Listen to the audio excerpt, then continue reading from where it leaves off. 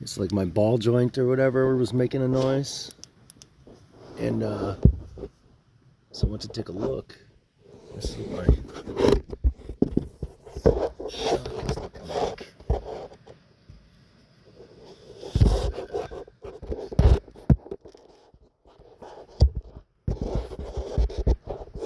Pretty rough shape in there.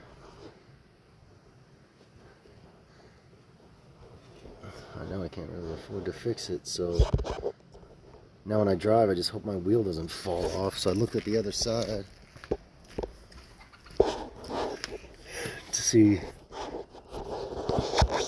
and this one's not really looking that great either now, is it? Fantastic. If you have money, easy enough. No money, scary business.